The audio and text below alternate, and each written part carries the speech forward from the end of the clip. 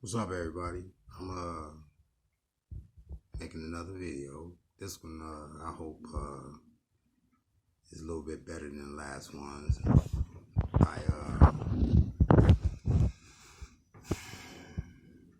I wake up every day in a different mode now that I have time to really reflect and think about the things that I've been doing, things that I've put people through.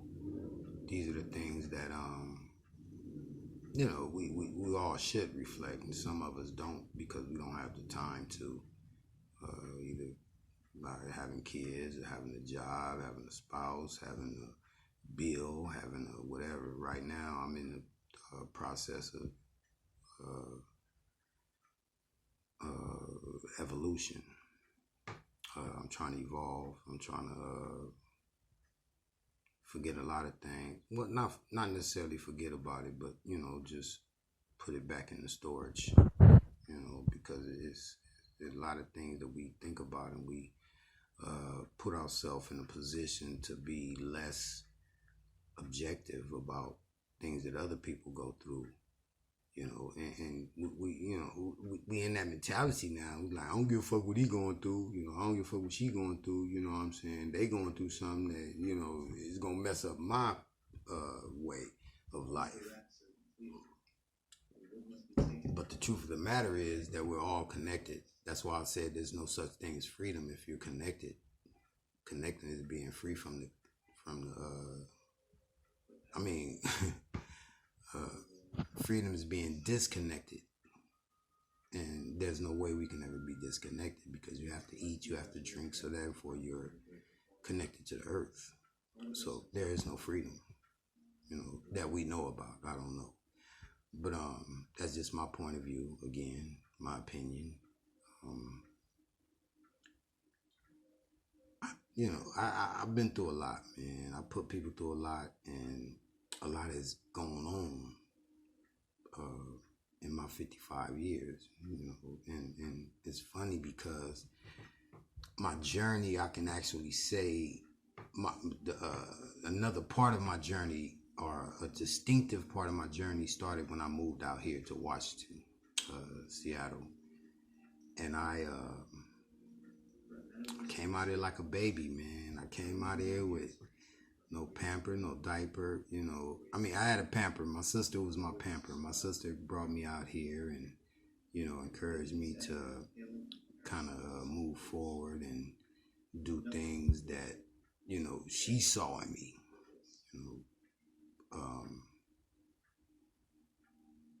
I can't say she didn't judge me, but, it didn't matter if she judged me, because she's probably the only one that could judge me, because she knows me more. She's been knowing me her whole life.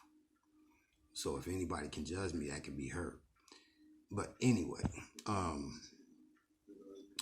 coming out here, man, really changed my life, man. And some people can say, did it change me for the best or the worst?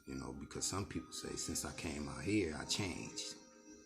I came out here to change, so that's a positive. But some people look at it as negative. I came out here to change. I met a lot of people. I've seen a lot of cultures, a lot of things that go on in this world that we're not part of as a people, as I can claim as being my people. And it's not a racial thing, man. Everybody don't be always make it a racial thing, black and white, but like I say, once you go on these little to me it's almost like life fasting. I've done the water fast, I've done the fruit fast. My father really put me up on a lot of game that I didn't pay attention to back in the days, and I took it little by little on how I handled it, because of fear and because of just not being enlightened. Because when you change, it has to be enlightenment for you to change and to actually be, changed. You can't say, oh, well, I'm gonna change my clothes, or I'm gonna change the way I, the name. Because I went through all of those. I tried to change the way I dress.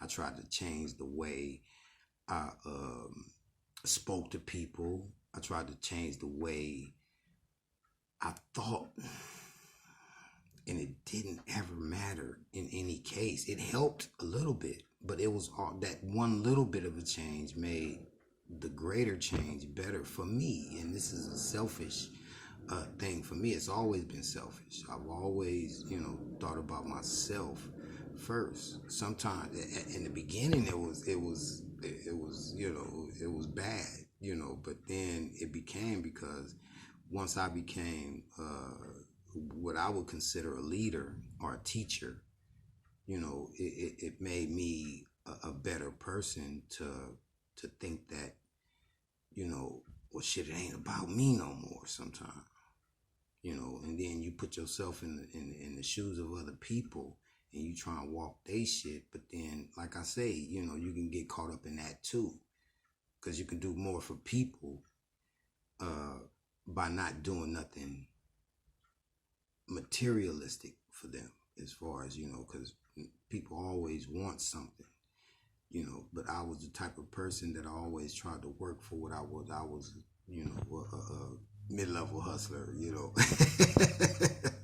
I didn't care really, about having a lot. I just cared about having enough, and that sufficed for me.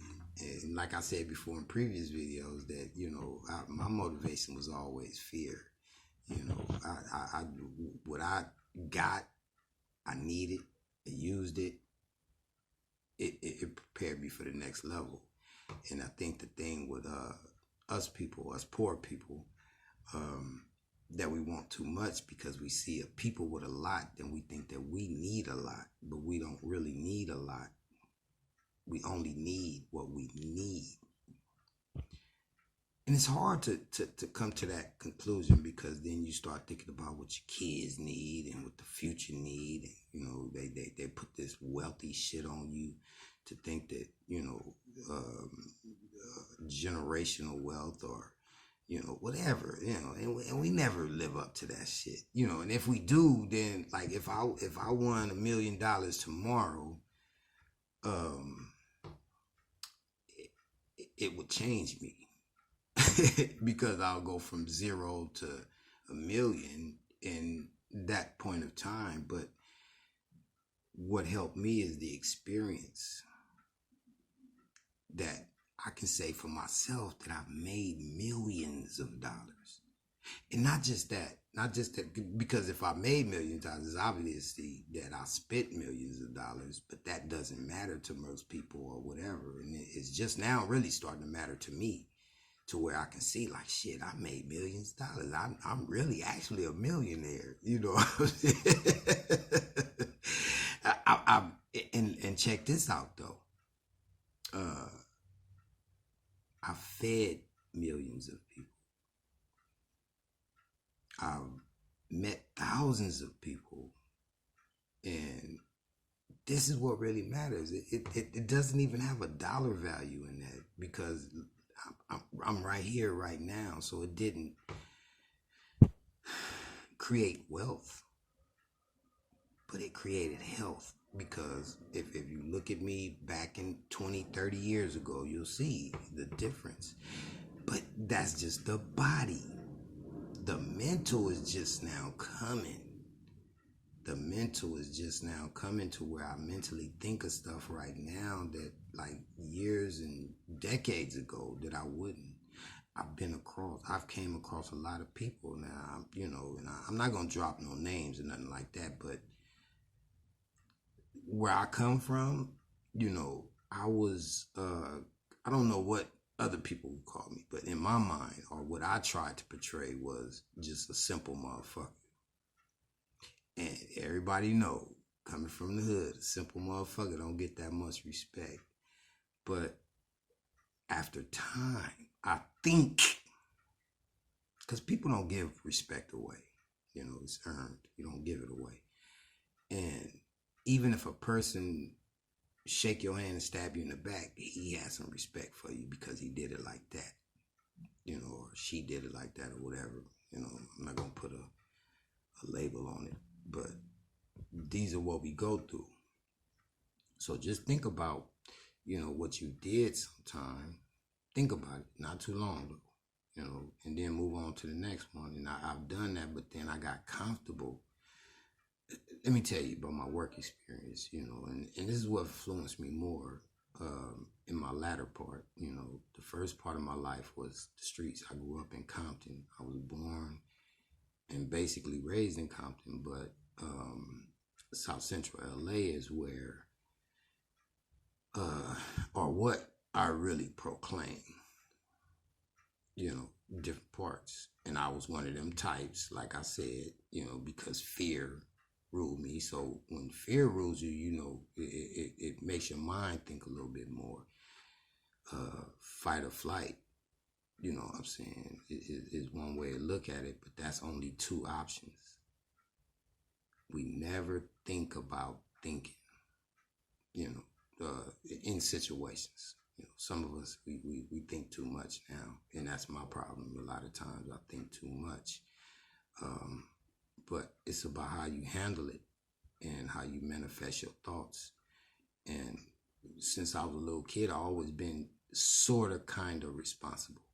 I'm the oldest of a lot of kids, and I had that responsibility, and I had to go through a lot. So I had to think a lot on my feet, because I wasn't finna, a lot of people brag, niggas from my generation, that the only thing they brag about, or the only thing they get credit about, is killing motherfuckers, or, how much money they had. In the long run, it really didn't do nothing, because most of us are in the same position right now still. At least we had that fun, right, fellas? Ladies, at least we had that fun, but when it come down to it, as you get older, you see that fun didn't really measure up to nothing, because now we're back to the responsibilities that we didn't pay attention to then. Now, me being the type of person I am, I felt that shit, I'm going to do what I want to do, and I'm going to do it the best way I can do it, to make me believe that I did what I wanted to do.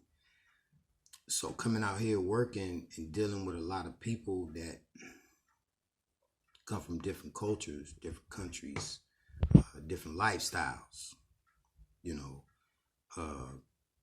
it was cool for me, because I could start over. I wasn't big. I wasn't big man. I wasn't big trouble. I wasn't Uncle Big or this or that. I was a working motherfucker that I was on the bus 5 or 6 in the morning with the motherfuckers with the laptops, and the phones, the iPhones and shit like that. Quiet bus, rolling in the morning. And like I say, you get comfortable with that, and you look and you reflect like, damn, like,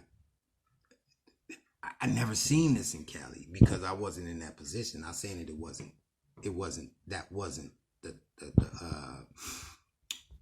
thing, but most motherfuckers is not on the bus. Now, when I was coming home on the bus, that was a whole different thing, because now you got the people out. It's midday, 3:30, 4 in the midday. Then you start to see reality.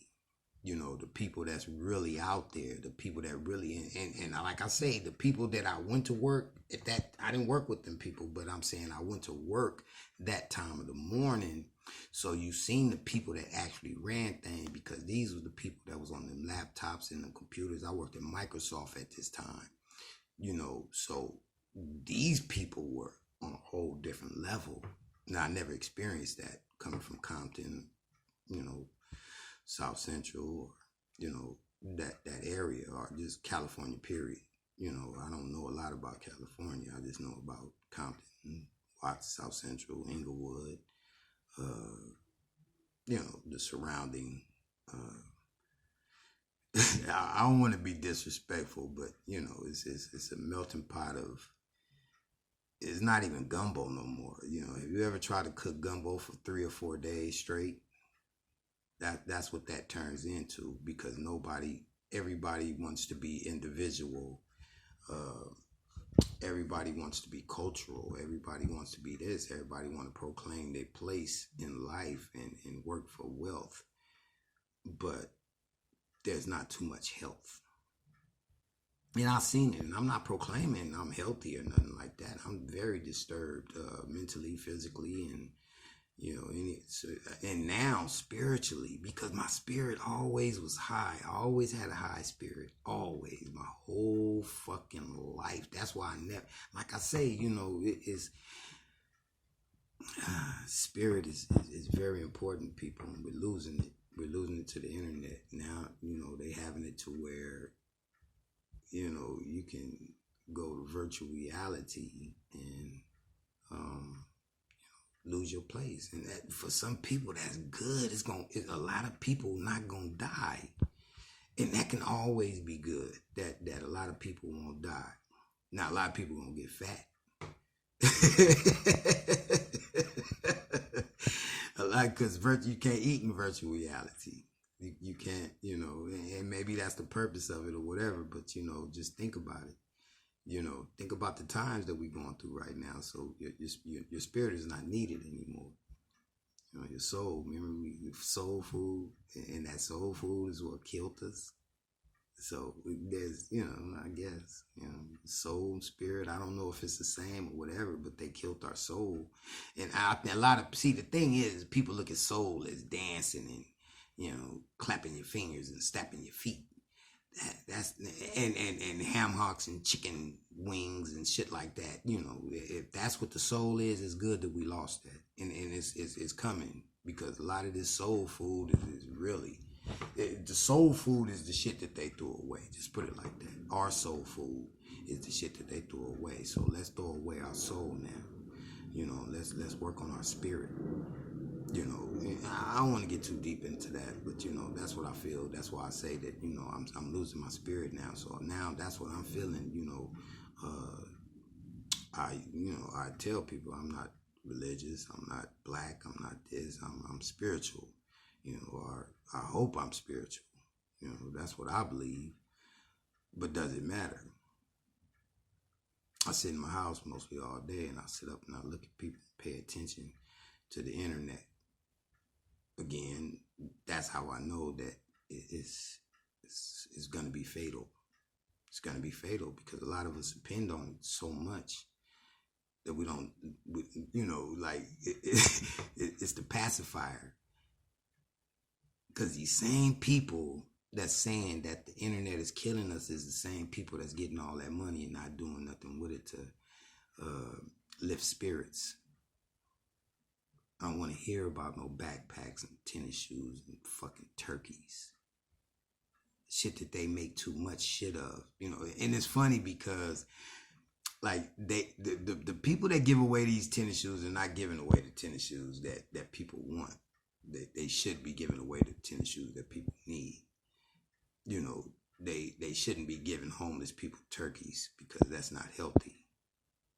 You understand what I'm saying? I mean, and I'm not saying, really, if they giving it away, cool. So should I blame them, or should I blame the people that's taking it and not complaining about it? That's a whole nother subject. It's really a whole nother subject. But the truth of the matter is we will basically take a pacifier with no nutrition, no nutritional values, just suck on it, and then ignore the nutritional value of our spirit, what really feeds our spirit. Food don't feed our spirit, even though I'm talking about food, but food don't feed our spirit. There's people that went without food for a long time and lived and came out a better person, better spiritually. Understand that, and I'm a case of that. I'm not on that top layer like the Dr. Sebi type shit, but I paid attention to him too before I even came out here. My father put me up on a lot of game. It was just my mistake that I didn't take that nutrition and swallow it. It's just like a little kid when they get that medicine and it's nasty and you spit it out. Dang, shit is nasty. but it made you feel better. No matter who it was created by or whatever at the time, it probably was doing more damage than good anyway. But like I say, we don't look at these things. And it's okay. It's okay. Don't look at it. Because it hurts less when you don't. But then when you finally look up, it's probably too late. I caught myself before it was too late. You know, we always say we're willing to die for our family, friends, or whatever. But are you really? Because the statistics don't show it. You can hear 80% of the people that will say, or I'm going to say it like this, not 8% of the people, because I don't know 80% of the people. I'm saying that 80% of the people that I deal with or have dealt with that say this. Now, there's a lot of people that don't say it, but you can see that, yeah, they're willing to. I don't give a fuck how, pussy you think there is or how scary you think there is. But those people will really do what they have to do when they need to do it. A lot of the people that you hear saying it usually won't do it. Look at the statistics. Look at how many people are telling on each other. And it's supposed to be a bad thing to tell on each other. I'm not saying it's a bad thing to tell on nobody. I mean, when I was a little kid, and a grown up, I was tattletale. Now we went for stool pigeon. Now we into the snitch era. See, they changed these words. See, I'm into my isms and my tations. Like I said before, I don't know how to spell a lot of these words because it doesn't matter because the spells don't cast for me. You can't cast me in a spell. I listen to the words. I don't read books. I read people. Maybe that's why I have a little bit of an edge. And it don't even matter because I'm going to end up the same place another person end up. The next person. Everybody on this planet will eventually die. Some people want insurance. Think of the word. Like I say, the word insurance. But you're not really insured. Because if one little word is off or one little measure, like you can pay your whole fucking life on life insurance. Life insurance, right? So that means when you're dead, you should get paid because the person that was living paid you. I'm not disrespecting life insurance because I'm talking about a small percentage of people that don't get it. And I'm sure most insurance companies don't work on that premise, but the whole other premise is that we are not necessarily insured, even if it's 99%. People tell you, rubber is only 99%. So they'll tell you that's not a sure, 100% is abstinence. Just put it like that. That means not doing it. So when you say insure or assure a person, you got to be careful sometimes because a person like me and the people that I get this knowledge from don't believe in that shit. And I'm not trying to discourage nobody. Hey, everybody got to get their money. I ain't trying to fuck with no insurance salesman and nothing like that. That's not my purpose. My purpose is to say that your spirit, can't nobody ensure that your spirit flows freely after your avatar is gone. Once your avatar is gone, which when I say avatar, I mean your body. Once your avatar is gone, you're in a whole nother realm. Who knows? Ain't nobody came back to tell us. But we act like we know. We say we're going here or we're going there. When nobody fucking knows. Bring me a ticket back from hell. Bring me a ticket back from heaven. And then I will believe you 100%. Or give me a tour. Give me a tour. Let me see. Let me see what heaven is. Let me see what hell is. Because I've had both of them. I've had heaven. Oh yeah. I've had heaven. And I've had hell. Oh yeah. Hell. I'm going through hell right now. and I shouldn't be. This should. I mean, no, but I take that back. This is I'm in the middle. What some people might call purgatory, life purgatory, because I'm being heavenly because I don't have no bills no more. I'm in heaven because I don't have a responsibility that I'm being measured to fulfill. People look at me and say, "Hey, you selfish," and this is something that I've wanted people to think. But the people that believe in me and know me and feel my spirit, they know when to come to me and what to get from me, or if they could get something from me, they know that I'm that's what I got it for. It's not for me, And I've survived this long with no money. I got money, but it wasn't mine. I mean, not saying it was mine. It was credit cards and shit like that. That's how people, deal these days. But, when I make sure all that shit is gone, then that's not my responsibility no more. I mean, what I'm saying, that responsibility is gone. Then, like I say, I don't have that. I don't owe nobody nothing. As far as I'm concerned, I owe a lot of people now certain things, but not monetarily.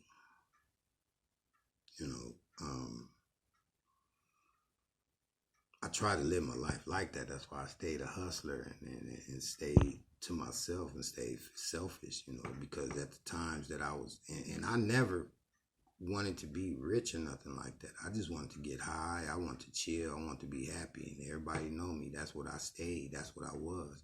But when I stopped being that, and when I buckled down and started working 10-hour shifts and 12-hour shifts, people weren't around me. And then when they were around me, I wasn't really that drunk motherfucker no more. I wasn't big no more. It was a problem. Nigga, you changed, nigga. I remember one time you ran down the street butt ass naked, nigga. You didn't give a fuck, nigga. You was the Moon King. You mooned the motherfucker, and everybody know that was me. But once I stopped being that, I changed. Yeah, I changed. I call him my business part. His name is now I'm gonna drop this name though. Khalif Lacey.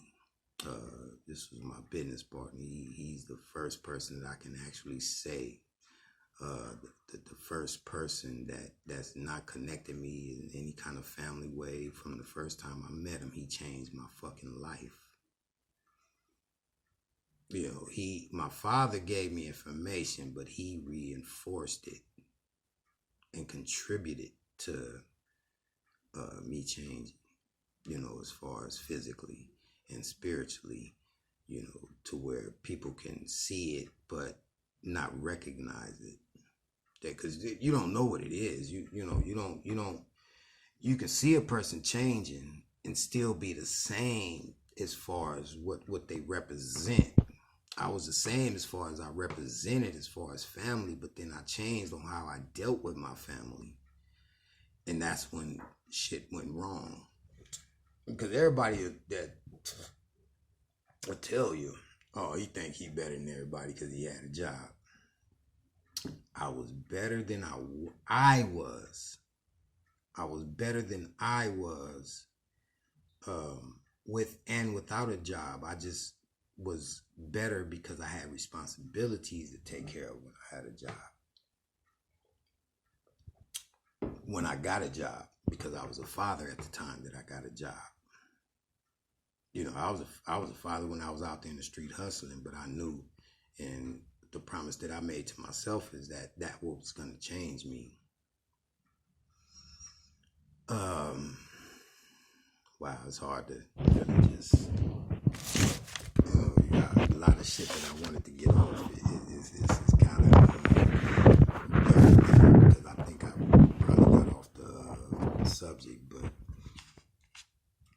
the truth of the matter is that I always have been this you say about me then, like, yeah, nigga, you always been this way. Yes, I never changed. I wasn't that nigga in the hood talking about nigga this A7 gangster nigga. I wasn't like that. I might have said it when I was fucked up or whatever, but that wasn't what I was like. The people that rolled with me or the people that I rolled with knew what to expect from me. Faithfully. So I can truly say that I've been what I am, and I am what I am. Popeye, nigga. I just ain't got no spinach. Well, I smoke my spinach, you know. I guess that's the same, you know. I just don't have none right now. But the truth of the matter is, when I came out here to Washington, I met so many people that changed my whole delivery. And I contaminated a lot of people when I first came, but a lot of the people that right now to this day will say like, yeah, I remember. You know, I remember when I used to work at Safeco. You know, we was the Hit It Here heroes, and shout out to the Hit It Here heroes. You know what I'm saying? Because we ran the motherfucking stadium. You know, I ain't trying to sound see, I sound like some shit right there, but no, we did. We were, you know, everybody in my crew was there. I remember this one guy, Dalton is his name. I used to call him Butters. You know, little shy guy, you know, but had ambition. You know, and I saw it, and I told him one day, you know, man, don't worry about what these motherfuckers say, because if you stay your road, stay on your road, then a lot of these motherfuckers will be working for you one day. I don't remember if he remember I told him that, but I can guarantee you that anybody on that team that I was on will let you know that, yeah, he was that type of person. I used to work in the Bullpen Pub when I came there. And people that know Safeco know what I'm talking about, the Bullpen Pub. That was like the little hole in the wall. You know, you can walk in off the street and grab you something. You don't even have to buy a ticket. You know, that's how exclusive, that not exclusive, but unexclusive. But the one thing was that everybody liked it. It was in the little newspaper and everything about the pulled pork sandwich. You know, I took pride because I changed that motherfucker around and made it, gave it yeah, I gave it a twist. You know what I'm saying? But the thing is that, you know, when I first came, I trained down there. It was 2 people. It needed to be 3 people down there. But that first year, this was my first year training down there, I think 2006. You know, I loved it. You know, it was just right there, and it was cool. I had a lot of freedom. I met a lot of people because you know how life is. You know, you get to know a motherfucker. I used to get every bobblehead. I used to get numerous amounts of tickets. You know, I knew the mascots. I knew the people.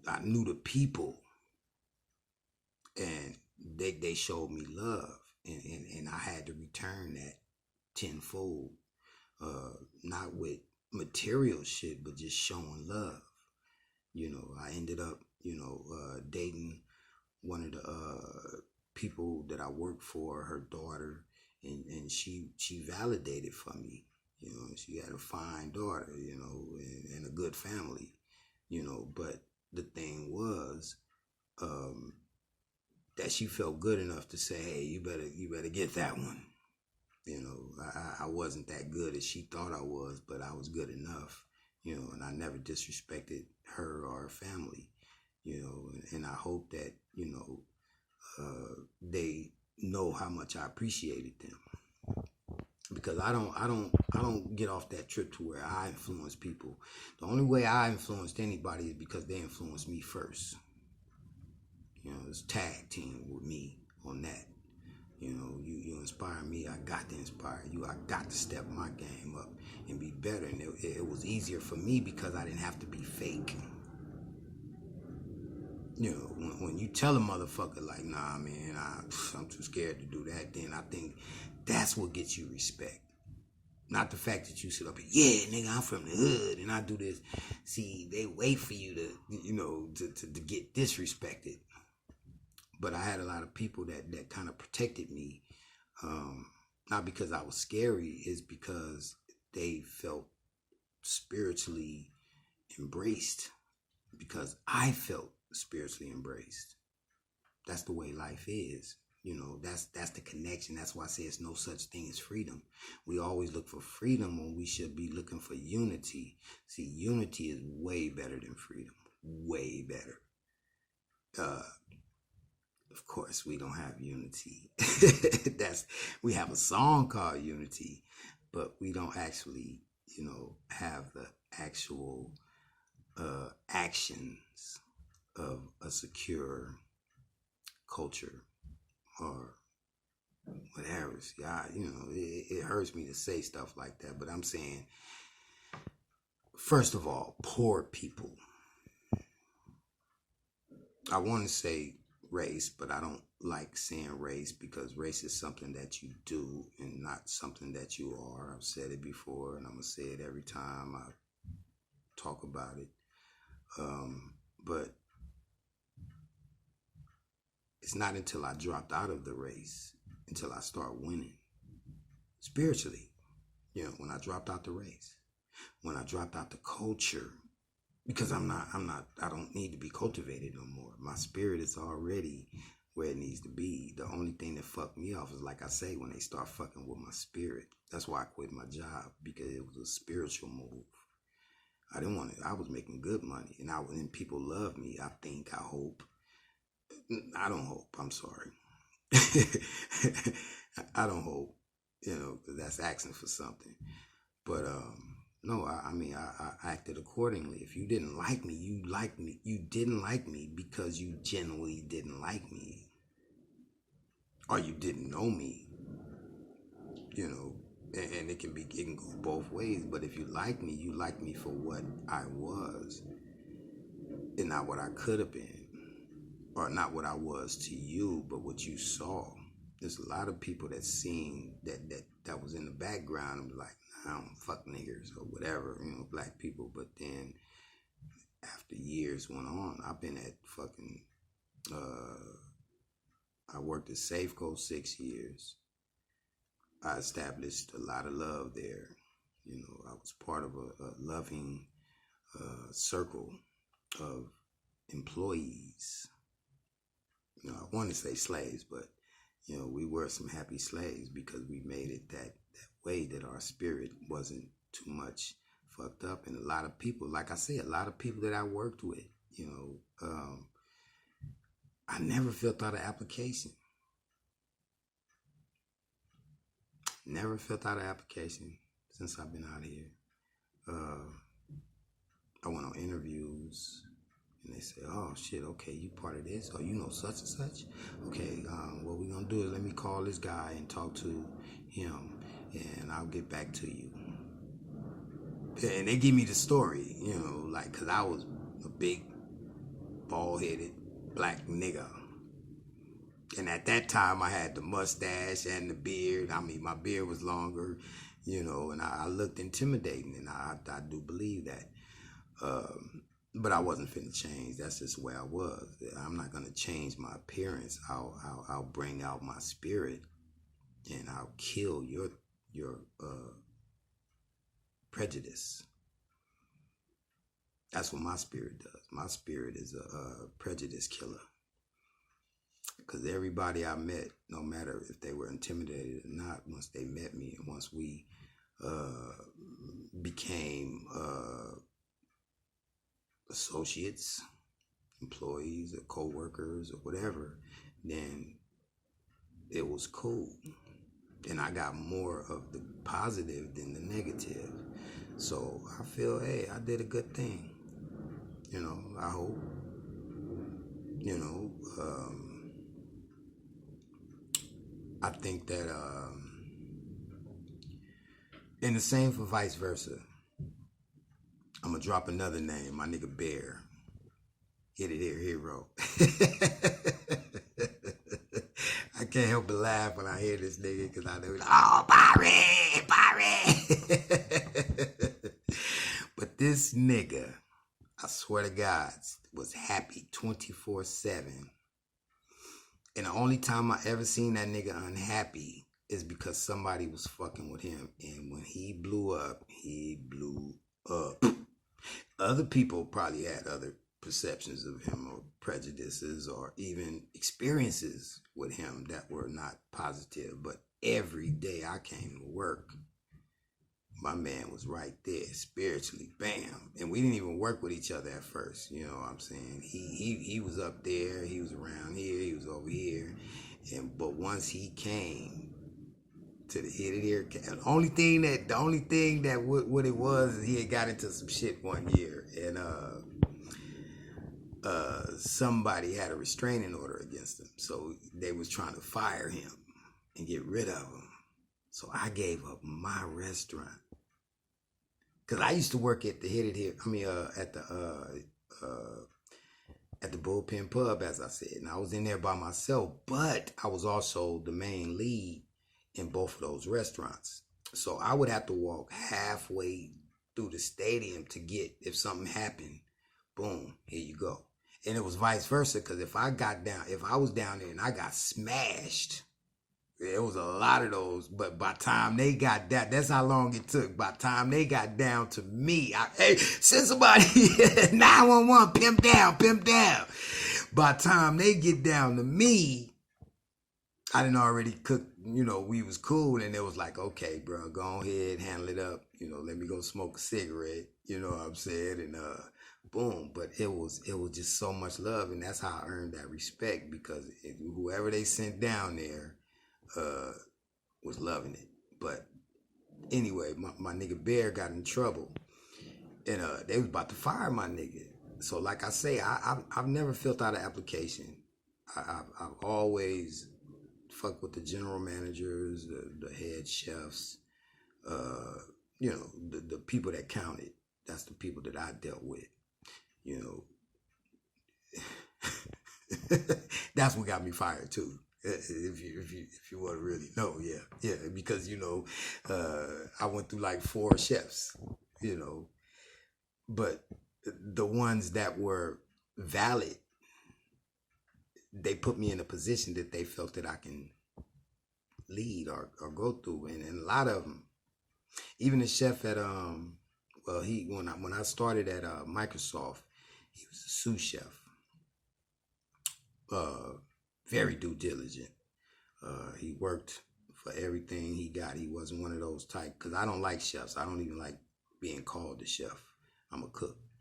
I'm the nigga that make the chef look good, because no matter how good the chef look, it doesn't matter. The person that's applying his methods has to look twice as good, because it's about the presentation. So, you know, and I wasn't down for that shit. Don't get me wrong, but my man, and this nigga spoke fluent Spanish, so I was already in admiration of him. You know, and the only thing that fucked me up with him is he told me one day, man, I'm gonna make you a sous chef one day. And I didn't like that. You know, I didn't judge him for it, you know, because he probably thought he was doing something good, but he didn't know me from me. Like, you don't make me a sous chef. I don't even want to be a sous chef. I don't even want to be a chef, but you can't make me nothing. And I think as we went, as he experienced me, he saw that and he stopped fucking with me like that. He just took what he got from me and he used me the way he was supposed to use me.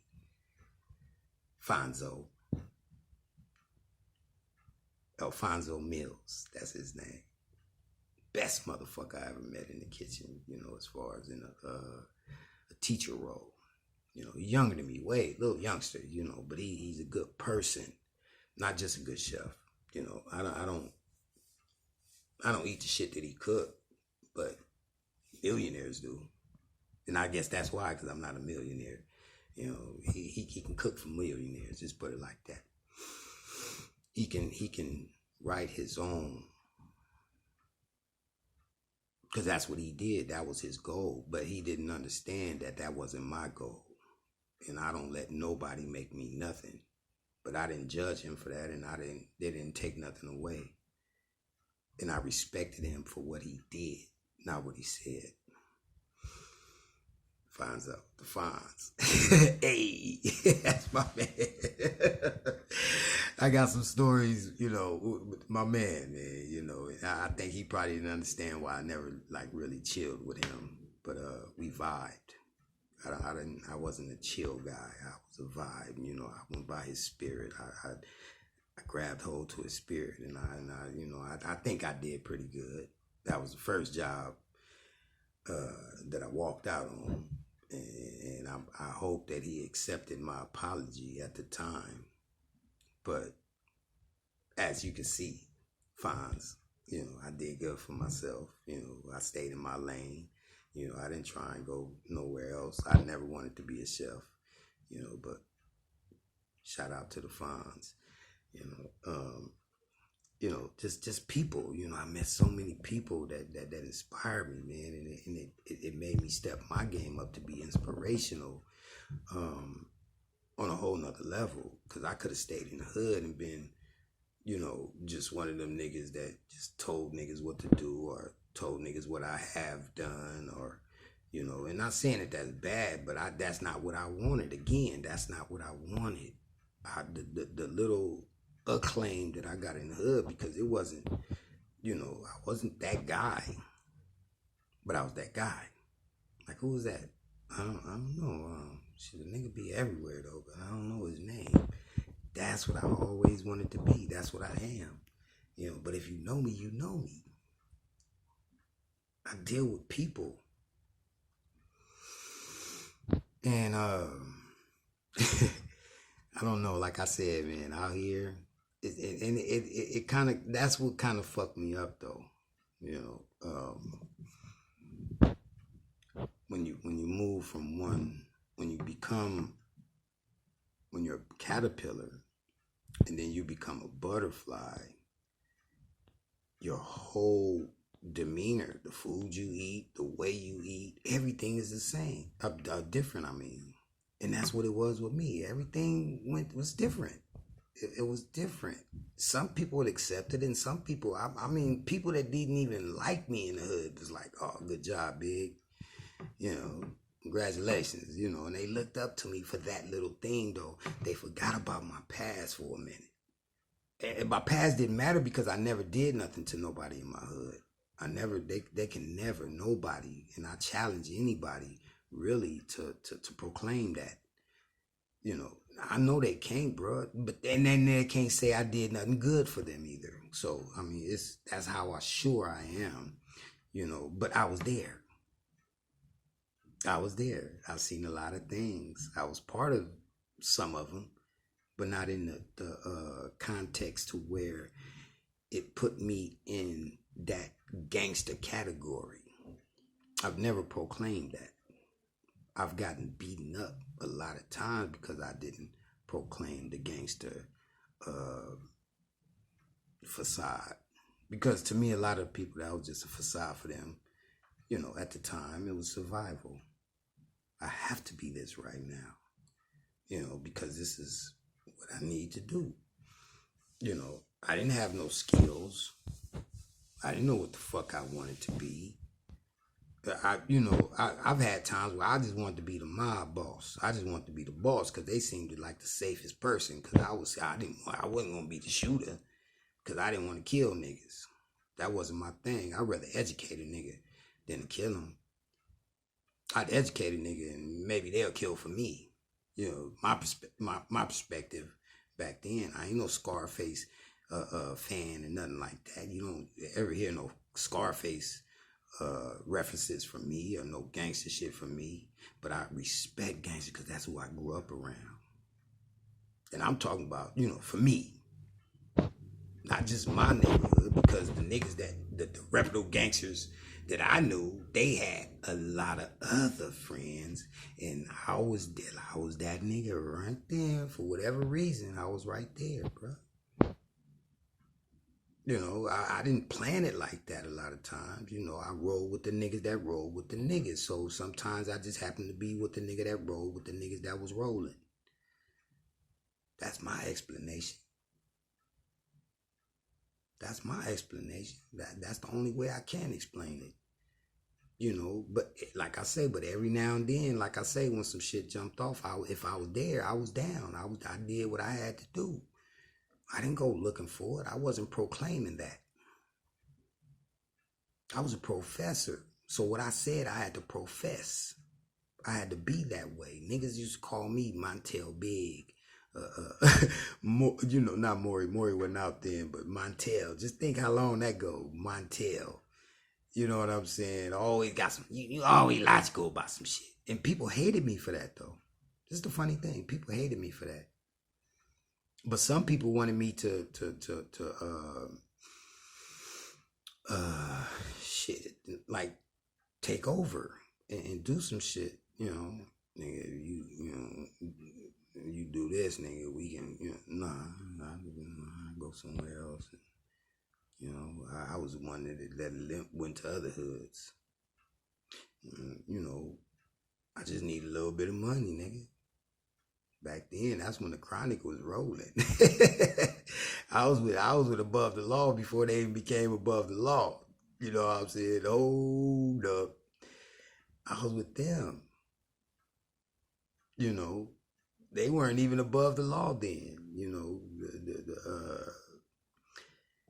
and it's hard for me to say this because I don't know who actually created, but I was there when the reason why we came up with the name Above the Law is because we wouldn't seen the movie Above the Law. No cap. I don't give a fuck what they say. But my family, the person that I came out there for to see, Total Chaos. That was the beans and butter, the beans and rice, the ham hocks and greens. That was the nigga that started Above the Law. We are the ones that bought the equipment. We were the ones that paid for the studio time. I didn't proclaim it. And let me explain this. I'm not bitter. Not at all, because I learned a lot. That's what I'm saying. I stayed in my lane. And let me tell you something, and I'm gonna say this now. I don't know. I know we friends on Facebook, but let me say this. I had a lot of hatred for Hutch, because I didn't know. I knew what he was doing, but I didn't know why. After years went on and I saw that his family were part of the business, the music business. The music business. Now, I don't know nothing about all the gangster stuff, but I know he used to stay with us. We took, his ambition in. There was his ambition, and he made it. I don't think none of us really, him and KMG, yeah, they had a dream. Me and Total Chaos, and my name at that time was Big Trouble. And then Gomac came in, and that was the spark. Gomac and Eric came in. I was there. I was there, believe me.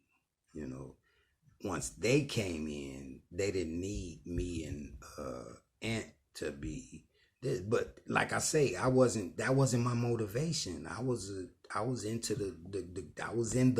the hustler. You understand what I'm saying? We that wasn't even our theme at the time. Our first song was Notorious, The Boys, the boys. Police on my jaws, I had to pause. That was on our first demo. And then they start doing stuff for Big Lady K and other Easy. Once Easy E start fucking with them, and they start doing music for Big Lady K. This was before JJ Fad. Big Lady K. Yeah. It's funny. Stories. I got stories, man. We used to be up in that park chilling. You know, the good and the bad.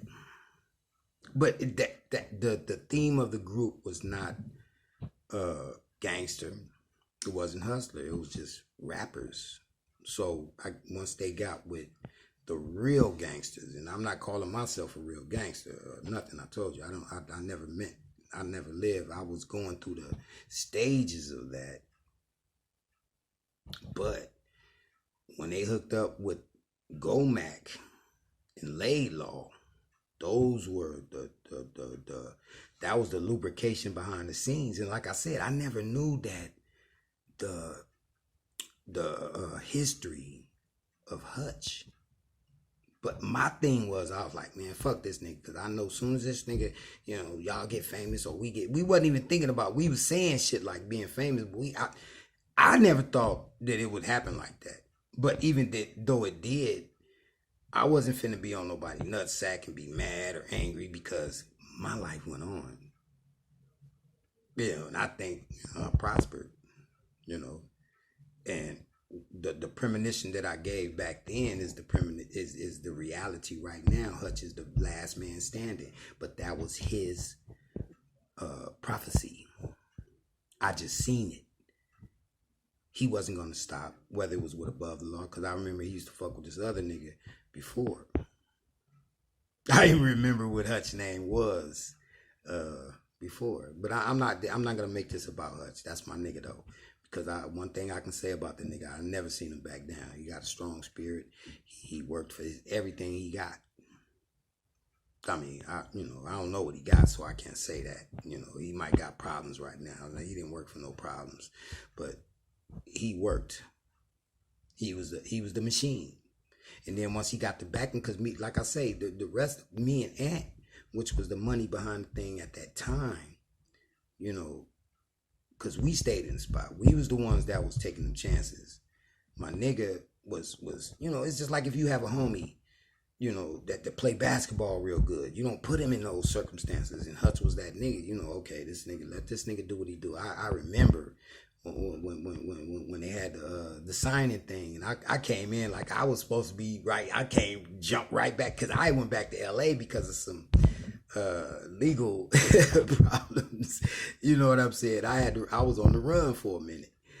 So what happened is when I went to jail and got my case cleared, what happened is that by this time they had already signed the things and boom. So in my mind, I felt that I should have been there at that time. But the fact that I wasn't, it was like, all right, fuck it then, okay.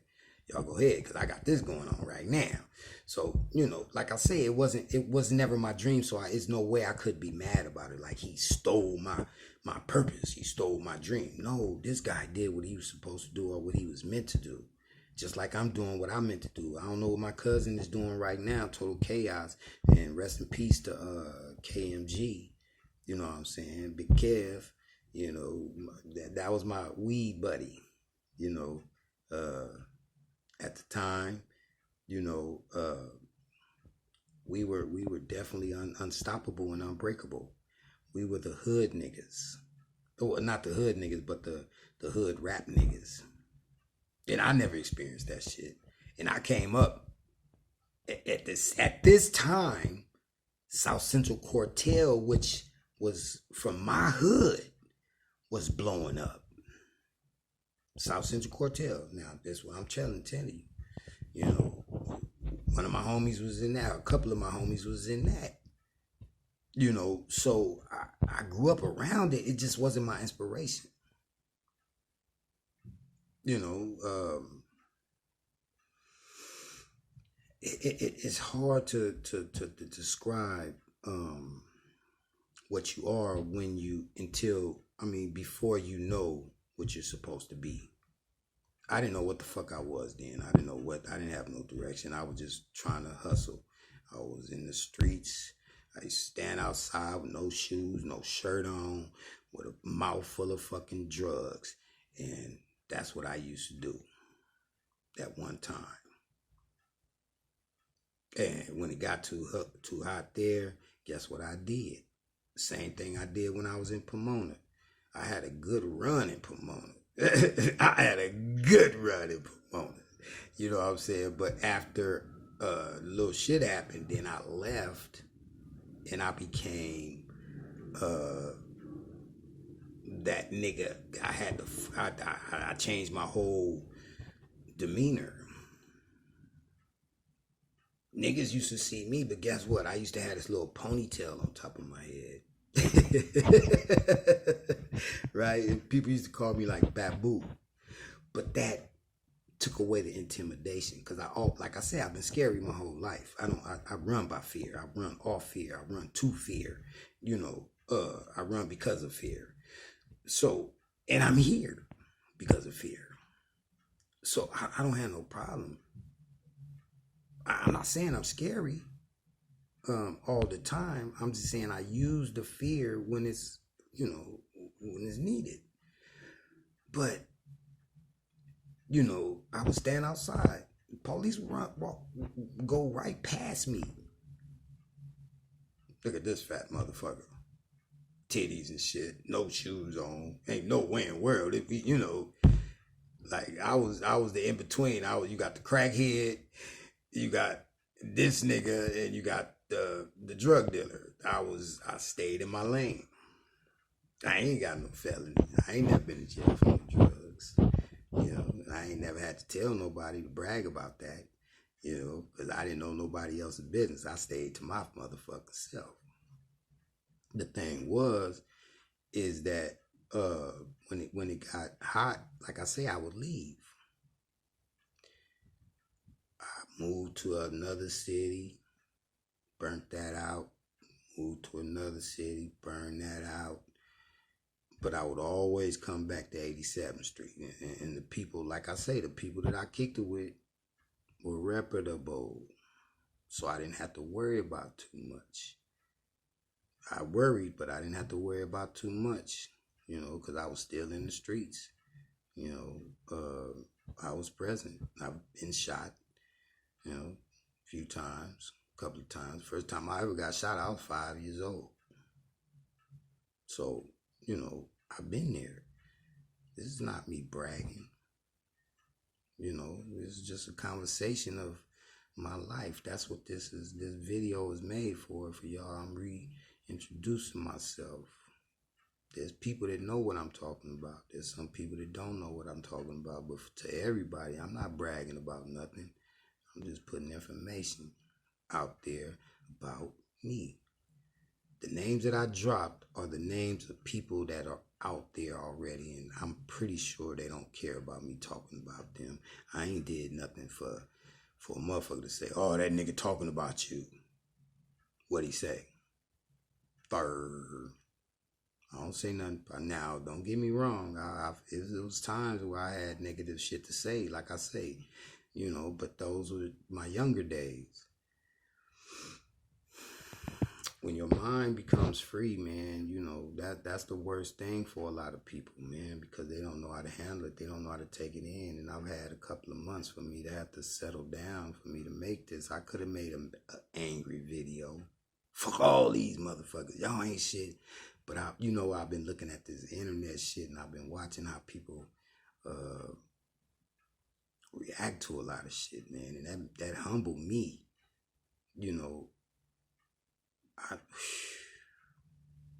I've been put in a lot of positions, man, and I took my role. I was right there in the celebrity when Ice Cube got jumped by my cousin and Hutch, Code 187. I was there. Me and my sister. My sister was in love with DLC. And guess what? We was coming out. Everybody was coming out. We was in the dressing room or whatever. We was coming out. They was going to their limo or whatever. And me and my sister drove me to the concert. But I promised her she would see DLC. Promised her. And before the night is over, he ran over to you. I made sure he ran over to the car and gave my sister a kiss, man. Yeah, I don't know if she remember that, but I bet she do. I used to bring Above the Law used to come to my house on 107th and Hoover. You know what I'm saying? A few times. My little brother know about that. You know what I'm saying? His friends probably know about it too, but you know, we wasn't shit back then. We was going to the studio at the time making our first demo. And like I say, you know, this was ignorant to me. I was still into the hood. I wanted to show them niggas where I come from. I see where y'all come from, but let me show you where I come from. And they ain't never had to deal with no problems when it came to where I took them. Same thing with them though, but I was the one that probably started a lot of the problems or got into the problem. I got jacked a couple of times, you know what I'm saying? You know, that ain't nothing. That's part of the game. You know, that's part of the game. It never stopped me. It never slowed me down. You just keep on going, baby. You know, understand that. You can't take everything from me. You can't take my spirit. Nobody can take that.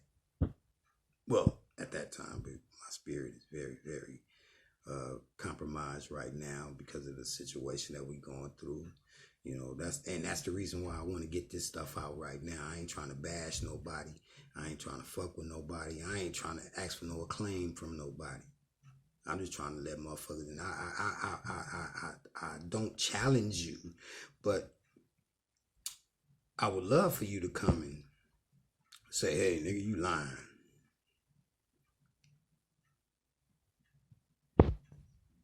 You know, I might leave some shit out, but I ain't gonna lie about what I just said. None of this shit. You know, I got a homie from 107 Hoover that married Suge Knight's cousin, Sandra. I went to school with her. She was like a year younger than me, but I didn't know Suge that much. I knew him because he was on the football team and I was on the in the band. That's the reason why I got kicked out of Linwood and ended up going to Washington High, my alma mater. I was a general. Yes, I was a general. Graduated in the top class of 1984. They got a movie about the year that I went there. See, that's what I'm saying. They didn't make the movie about me. I wasn't in the movie, but I'm saying like the path that I went, I was always present to some type of something, somewhere, somebody. I didn't trip off of it. I didn't pay attention to it afterwards. One of Denzel's first movies was 1984, which is about my school. Mr. McKenna was our principal. I remember this. I was Grace. Yeah, Dr. Dre. Every other week he was at Washington on the quad.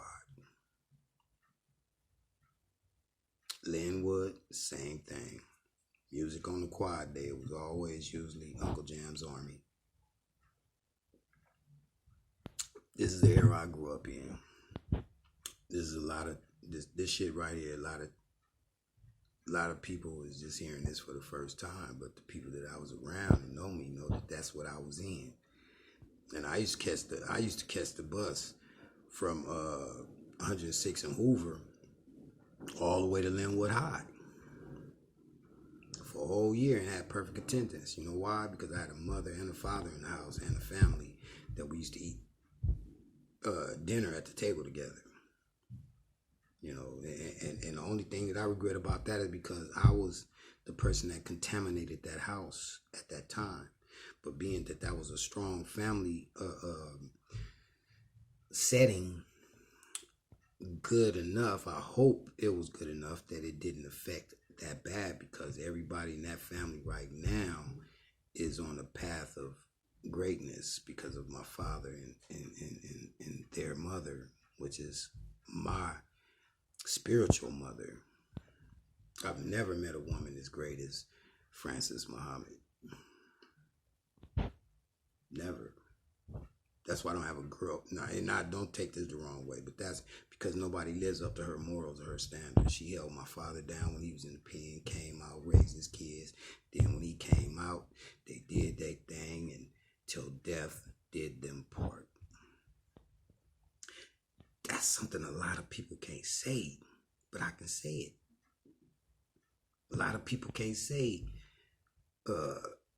they met certain people in certain circumstances. I can say that. It made me what I am today. I don't know if it's good or bad, but it's me. Some people love me, some people hate me, but I can guarantee you one thing: more people love me. I've did some things to people to make them hate me. I can't lie, but I nothing lately. Nothing lately. Nothing in the last 30 years. My 30-year path has been the road to righteousness. Even though I wasn't righteous, I've contaminated a lot of spirits because I sold crack cocaine. So there's no coming back from that. If I need to seek forgiveness, then that's what it's for, mostly because the individual person, I can apologize to them. But the masses, the people, and I didn't just do it on one street, I did it on a lot of streets. I've even gave people shit to do it on in other towns, stuff like that. And I'm not bragging about that. This is my demise. That fucked my spirit up. That's why I quit. Out here they got me in, and I didn't even say like this is what I was or this is what I did. When I told my life story to the Seattle Magazine, they just, they was just supposed to take a little excerpt or whatever, but that story ended up being mostly, and as far as the people that they profiled, they had me more in there than they had the school, because the narrative, oh my God, the black drug dealer turned I never was a crackhead or nothing like that. I was a drug dealer, but I expressed to them to me that was even worse. And that fucked them up. And so they wanted to hear my story. They passed my story on to other people, and of course they wouldn't understand what I was saying, so they took it out of context and made it seem like I was some big drug lord. But that's not what I ever, people know me. That's not what I ever brag on. I just told them my background, what I even told them that my mother was a drug head, but don't put that in this magazine or I'm suing. I can tell y'all because that was my mama and she not here right now, so I can tell y'all that. But it's a lot of people that knew that anyway, so it's not like I'm trying to make somebody look bad or nothing. I love my mother. I'm just like my mother and my father. My mother had the gift of gab. My father had the gift of gab. I just got a little bit from both. My father was on more of a positive tip, and my mother was on that gang shit. Just like she was part of that second generation of the welfare mother that the government disabled the family, the black family, or just families, period. Poor families. Because I just keep on going on that black shit, but I'm trying to stop that shit. Because that's our problem, because it's all black and white with us when there's so many other people in our neighborhoods selling shit to us, and we accept that shit so good and make their families rich.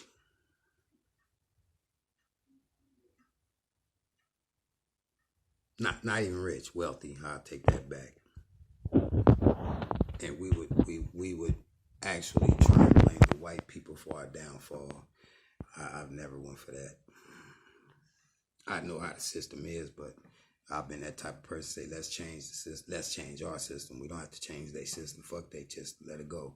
Let's change ours. Let's be more submissive to our hatred. Keep your hatred, because you need that for motivation. Keep your fear. See, that's the thing. We everybody want to call everybody a hater, but everybody hating at the time say they not a hater. People always saying they ain't scared, but just look at the truth.